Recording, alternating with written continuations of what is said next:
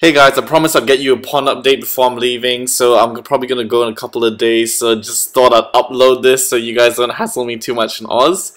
And please don't forget to like and subscribe to my videos and follow me on Facebook and contribute to the discussion page because you know the conversations we have are always really cool. Firstly, I'm sorry about the bit of the water quality is not very good because I just fed them and it rained, so there's a lot of algae that escape from the walls when it rains. It's a little bit dirty, but for the most part it's pretty clear.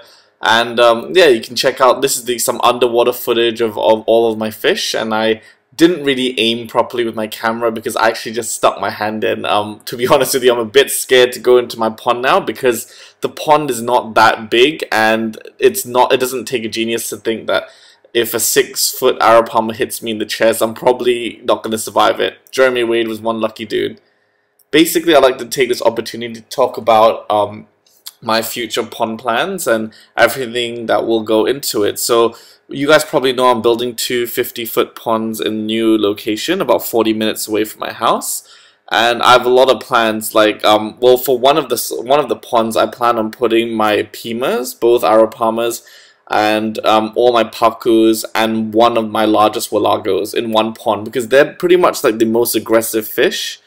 And they also all eat the same food, which is whole dead fish from the markets and also pellets. So I thought it would be convenient to put them there to separate them from the other fish so they won't have to outcompete my other fish and prevent them from growing properly. So they'll all be in the one pond, and in my other pond I'll have all like pellet eaters, like my red-tailed cat hybrids with, you know, maybe my gouramis and my feeder fish. I've outgrown this pond, and even maybe my koi. I'll put them all in my other 50-foot pond on the other side, and probably also my other walago, because the walagos can't be together since they hate each other pretty much. But I'm not sure how they'll be when they grow older, because like, you know, red-tailed cats become very much more docile when they're older and a lot friendlier, but I've heard stories from experienced keepers that walagos still remain as vicious as ever and try and take down fish even larger than themselves, so I may not take a risk there. In my existing pond, I'll probably just leave my largest red-tailed cats because, you know, they've been with me for like over 10 years now, and you know, my 13,000 gallon pond is definitely enough for them for life. They mostly just chill in the corner most of the time, and they'll be the kings of the pond again without the huge arapaimas there. And yeah, so they'll be here. My arowanas will probably remain here as well because they have the tendency to jump, even though, thank God, like touch wood, nothing's happened for many years, but they do have a tendency to jump. So I'd prefer it if they're in a location where I'm present at most, so you know, there's more chance of me catching something if something does happen. And my gars will probably stay here as well because they eat the same food, the whole dead fish from the markets, and they don't have to compete with the crazy arapaimas and pacus because now they are having a little bit of trouble getting food with the other fish eating so quickly. So my gars will definitely stay in this pond with me. So it should be pretty cool. I don't really want to add new fish because I already have, you know, babies from the tank that you guys have already seen. You know, I've got some Peruns, and I've got another red-tailed cat which is growing fast as hell, and I've got you know, I've got the walago which may go in here or the 50-foot pond, who knows. And of course I have my alligator snapping turtle which will probably move to the tank by himself because obviously I don't want him to take down my fish because they're pretty scary beats. And yeah, you guys can check out you can see a bit of the dirt here. It's kind of dirty from the rain and the feeding, but you know, it'll clear up. And you can see like a wire there right here in the video, a black wire, because I'm actually pumping water out of the pond and putting water back in. It's kind of like cycling the water, you know, to clean out the pond once in a while to get some fresh water in there in between pond maintenance. So yeah, that's always a good thing for ponds. And you know, for example, if you live in a country that's polluted, you may want to overflow the water with clean water once in a while just to get rid of the acid rain and all that bad stuff that comes from the pollutants. You guys can check out there my red-tailed cat and my turtle. My turtle had this like weird turtle infection on his shell, but as you can see, it's fully healed now. And that's my other Peruvian that's going to join the guys growing out in the tank. I'm not sure if you guys have had much experiences with, you know, paddlefish or sturgeons, because my new location will actually be a little bit colder than where I am now. So there is the option of keeping certain species of sturgeon. I think diamond sturgeons are quite hardy, and certain breeds of paddlefish, maybe like the ones from China. I'm not sure, maybe even the Mississippi ones that were actually featured in my river safari video 2 videos ago.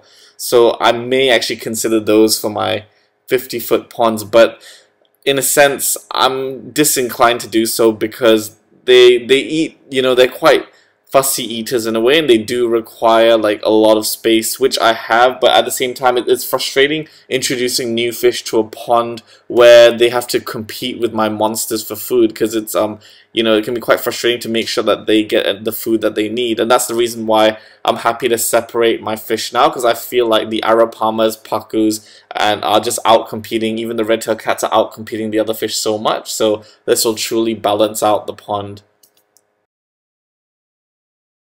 I know you guys are like, you know, really like anxious about the pond, and you're all asking me to like, you know, document it and, you know, show me updates and stuff. Well, the land is about to be cleared soon. There's just been a few delays, but it should be finished by next year. But of course, you won't have to wait till next year to get video updates and you know, Facebook updates, because I'll be constantly updating with pictures and videos, trying to document as much as I can. As you guys know, I'm starting work soon, so I'll be a lot busier, but hopefully, you know, I'll definitely make time for this, because this is like, you know, my dream. So I'll definitely document the process. You guys won't miss out on anything, I promise.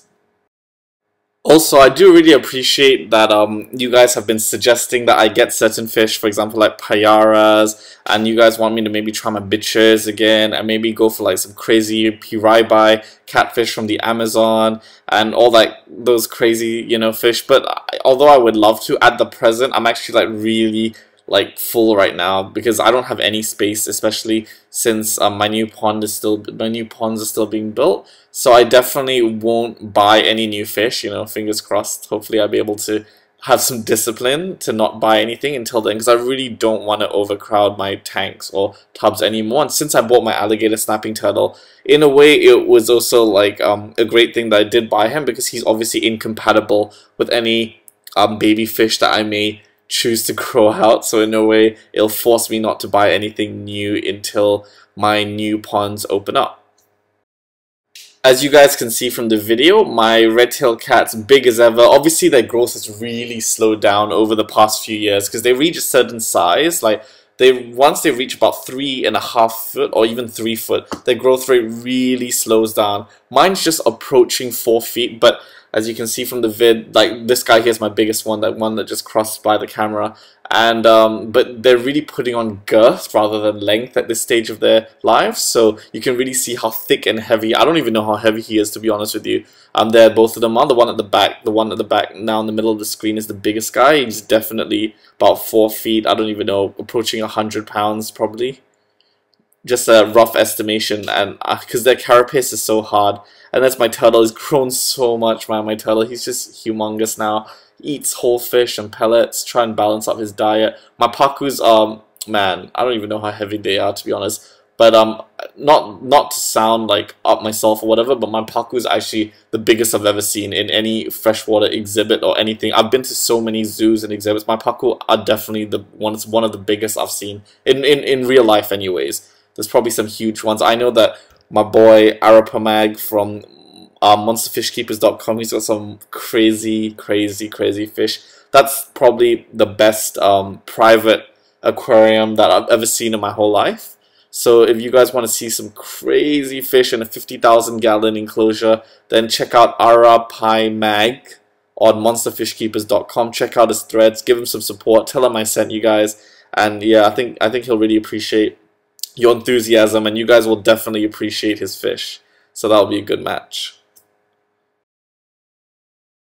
I'm not sure if you guys can see it here, but my arapamas are definitely about 6 foot now. I mean, I'm 5'9", 5'10", around there. My arapamas are definitely taller than me, and man, they're almost just as wide as me as well. They're just so thick.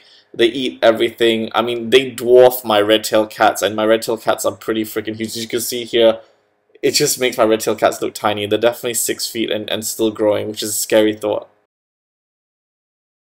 This is my largest tiger shovelnose, definitely well over 3 feet. And just watching this video, I noticed that he's something huge in his tummy. I have no idea what that is. It may be a huge lumpum fish, or tilapia that I gave them, or even one of my plecos. So I have no idea. You guys can guess what it is. Thanks so much for the support, guys. Back in Oz, I probably won't get much new footage, but I can make more care guides or anything you guys request. So just leave the comments below and I'll get to it.